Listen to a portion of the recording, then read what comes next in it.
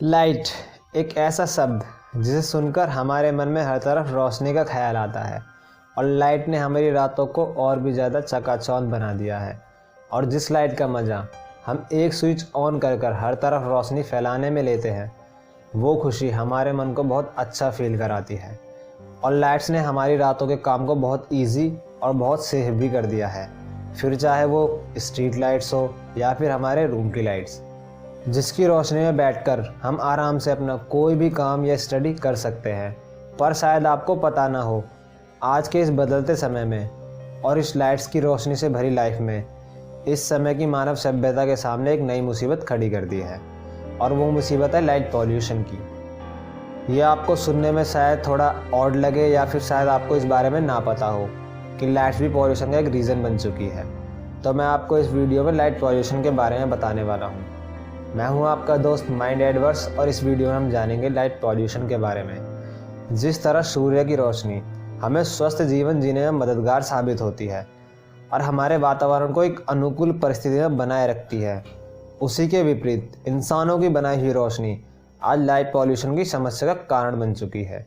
जैसा कि आप सभी ने water pollution, noise pollution, air pollution और सॉइल पॉल्यूशन के बारे में सुना होगा, और आपको ये भी पता होगा कि ये किस तरह हमारी पृथ्वी को नुकसान पहुंचाती है। इसी तरह लाइट पॉल्यूशन भी हम इंसानों और एनिमल्स की समस्या का कारण बन चुकी है। लाइट पॉल्यूशन और ओवर इल्यूमिनेशन यह अपनी तरह का एक नया पॉल्यूशन है जिसे शायद पहले किसी ने सोचा भी ना हो, पर अब इस पर लोगों ने ध्यान देना शुरू कर दिया है। इस बात को हम इस तरह समझ सकते हैं, आज से कुछ साल पहले जिन गाँव में विकास होना बहुत धीमी तेज़ी से शुरू हुआ है और वहाँ पर लाइट्स का इस्तेमाल शहरों के मुकाबले बहुत कम होता है, जिसकी वजह से वहाँ के आसमान में भी अभी तारे बिल्कुल साफ तरीके से देखा जा सकता है। लेकिन इस समय शहरी क्षेत्रों में आसमान को इतना साफ और सुंदर दिखना मुश्किल हो गया है, क्योंकि शहरों में रात के समय लाइट का इस्तेमाल ज़्यादा होता है। जो लाइट्स छोटे छोटे पार्टिकल्स के साथ मिलकर जो कि इस वातावरण में मौजूद होते हैं, वो पूरे वातावरण में बिखर जाते हैं, जिसकी वजह से रात में सितारों को और आकाश में अन्य कोई एस्ट्रोनॉमिकल चीज़ों को साफ देख पाना मुश्किल हो जाता है, जिसकी वजह से एस्ट्रोनॉमर्स को अपनी नई रिसर्चेस करने में भी काफ़ी दिक्कतों का सामना करना पड़ता है। और यही एक रीज़न भी है कि एस्ट्रोनॉमिकल रिसर्चेस की लैब कम रोशनी वाली जगहों पर बनाई जाती है, जिससे एस्ट्रोनॉमर्स को रोशनी की वजह से रिसर्चेस में ज़्यादा दिक्कत ना हो। और अगर ऐसा ही चलता रहा तो आने वाले समय में शहरों में तारों का दिखना बहुत मुश्किल हो जाएगा। रात की रोशनी की वजह से कई पक्षियों पर भी इसका बहुत बुरा प्रभाव पड़ता है, जिसकी वजह से जो पक्षी माइग्रेट करते हैं, वो पक्षी जो साल में मौसम के हिसाब से एक जगह से दूसरी जगह पर जाकर अपना घोंसला बनाते हैं, उन्हें भी लाइट्स की वजह से सही समय और सही दिशा का पता लगा पाना मुश्किल हो जाता है, जिसकी वजह से वो पक्षी अपनी दिशा भटक जाते हैं और कई पक्षियों का मौत का कारण भी बनता है। इस लाइट की रोशनी के कारण वो या तो समय से पहले अपना स्थान बदल लेते हैं या देर से, जिसकी वजह से उन्हें सही रहने वाला वातावरण नहीं मिल पाता, जिसके कारण कई पक्षियों के बायोलॉजिकल ज़िंदगी पर भी गलत प्रभाव पड़ता है।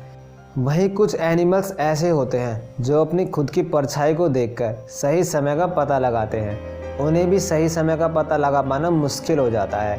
हम सभी को पता है कि ट्रीज़ और प्लांट्स फोटोसिंथेसिस प्रोसेस से अपनी फूड तैयार करते हैं, और इसी प्रोसेस की वजह से ट्रीज़ ग्रो करते हैं और oxygen and carbon dioxide gas को एक्सचेंज करते हैं, और इस प्रोसेस को ट्रीज़ दिन में सनलाइट की रोशनी की प्रेजेंस में करते हैं। हाँ, पर आर्टिफिशियल लाइट की वजह से ये बायोलॉजिकल प्रोसेस साइकिल पूरी तरह से डिस्टर्ब हो जाती है, जिसकी वजह से पेड़ पौधे बिना सही समय के इस प्रोसेस को स्टार्ट कर देते हैं, जिससे पेड़ पौधे अच्छी तरह से ग्रो नहीं कर पाते, जिसकी वजह से एनवायरनमेंट में अच्छी तरह से oxygen and carbon dioxide gases का एक्सचेंज नहीं हो पाता। और यही एक कारण ग्लोबल वार्मिंग का भी है। आइए अब जानते हैं हम ह्यूमंस पर इस लाइट पॉल्यूशन का क्या नेगेटिव इफ़ेक्ट पड़ता है। जिस तरह नेचर ने हमारी बॉडी को बनाया है, उसी के हिसाब से नेचर ने हमारे इस शरीर के लिए कुछ नियम भी बनाए हैं, और हमारी बॉडी उन्हीं नियमों के हिसाब से रिएक्ट भी करती है। जब से हमारी ह्यूमन बॉडी अंधकार से दूर होती जा रही है, जब से हमारे इस शरीर में कई बीमारियों ने जगह बना ली है। इस बात को इस तरह समझ सकते हैं, हमारे शरीर के बायोलॉजिकल फंक्शन इस तरह से काम करता है कि जब हम रात में सोते हैं तब हमारी बॉडी मेलाटोनिन नाम का एक हार्मोन रिलीज़ करती है, और इस हार्मोन का सीक्रेशन तभी संभव होता है जब हमारी आँखों को अंधेरे होने का सिग्नल मिले। और ये हार्मोन हमारी बॉडी में इम्यूनिटी बूस्ट करने में मददगार होता है। और ये हार्मोन हमारी बॉडी में कोलेस्ट्रॉल को भी बैलेंस रखता है, जो कि हमारी बॉडी को फिट रखने के लिए बहुत ज़रूरी है। और जो लाइट्स हमारी कंप्यूटर स्क्रीन और हमारे स्मार्टफोन की स्क्रीन से निकलती है, वो हमारी आंखों को ही नहीं बल्कि हमारी पूरी बॉडी पर एक हार्मफुल इफ़ेक्ट डालती है। लॉस एंजल्स सिटी की एक घटना हमें इस पॉल्यूशन के बारे में और अच्छी से गौर देने पर मजबूर कर देती है। 1994 में आए भूकंप की वजह से सारे शहर की लाइट्स जाने के बाद वहाँ के लोगों ने जो सुंदर नज़ारा देखा, उन्होंने ऐसा नज़ारा उस समय पहली बार देखा था। उन्होंने इतने घने आकाश और उसमें मौजूद सितारों को इतने साफ देखा, यहाँ तक कि उन्होंने डरकर आपातकालीन नंबर पर फ़ोन कर आकाश में कुछ खतरनाक होने का शक जाहिर किया। दरअसल उन्होंने पहली बार आकाश को इतना साफ तरीके से देखा था।